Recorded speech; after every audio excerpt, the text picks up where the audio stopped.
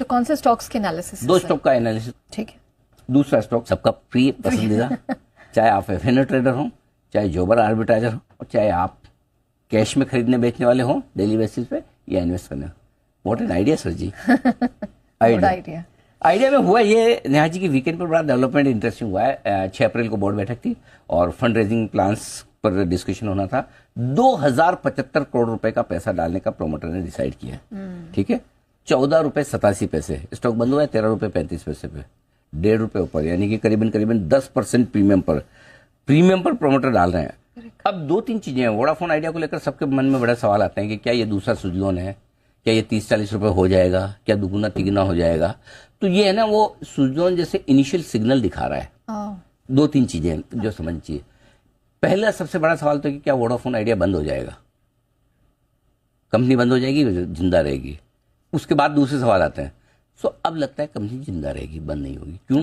क्योंकि एक तो खुद गवर्नमेंट ने इतनी स्टेक ले ली, 33% के आसपास गवर्नमेंट की है। दूसरा, प्रोमोटर खुद नया पैसा डाल रहे हैं, भले ही छोटा डाला हो, 2075 को ऊंट के मुंह में जीरा जैसा है, कुछ खास नहीं है, लेकिन इंटेंट है और हायर प्राइस पे है। तो कंपनी बंद हो जाएगी, वो रिस्क एक बार आप पीछे छोड़ सकते हैं। तो वो एक पॉजिटिव है, बड़ा वो है। तो मतलब उसके बाद ही आप सोचेंगे ना पैसा डालना नहीं डालना या रखना नहीं रखना, तो पहले वो वाली रिस्क आपके पीछे रहेगी। एटलीस्ट आज तो नहीं दिखती। दूसरी चीज, अब 2000 करोड़ से क्या होगा? कुछ नहीं होगा। तो 18,000 करोड़ और आ रहे हैं। 20,000 करोड़ इक्विटी, 25,000 करोड़ डेट। ये बड़ा फंड रेजिंग प्लान आया है। इन्होंने अपनी ऑथोराइज कैपिटल भी बढ़ा दी है। तो मेरे ख्याल से दूसरा बड़ा पॉजिटिव आएगा नया फंड रेज। अब नया फंड रेज किस तरह से आ सकता है?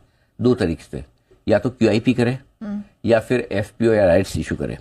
अगर FPO या राइट्स इशू करेंगे तो लोअर प्राइस पे होगा, तो स्टॉक एक बार घटेगा, और जब घटेगा, जब ये आए तब आपको ले लेना है। अच्छा। और अगर QIP करेंगे तो ये घटने वाला है नहीं ज्यादा, तो फिर ये बढ़ेगा। तो आपके पास है तो बने रहिए, आपके पास है तो बने रहिए।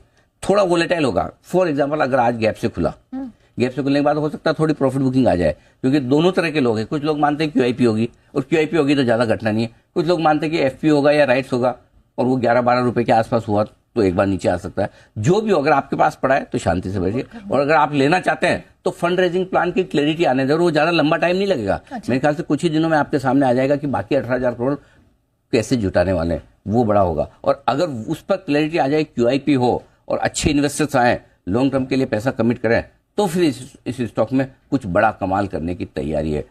ये तो पैसे आने की बात है। अगर प्रॉब्लम खाली पैसे से संभल जाए, बहुत बढ़िया। पैसे के बाद फिर कंपनी को परफॉर्म करके दिखाना है। वो दूसरी प्रॉब्लम आएगी जब उस पर हम आगे बात करेंगे। अभी पैसे की समस्या तो पहले सॉल्व हो, परफॉर्मेंस की समस्या बाद में देखेंगे। ठीक है, ये आपके लिए वोडाफोन है। चलिए, तो वोडा आइडिया में कुछ इंटरेस्टिंग डेवलपमेंट हो रहे हैं, इस पे नजर रहेगी। End of course stock review sir ने बंधन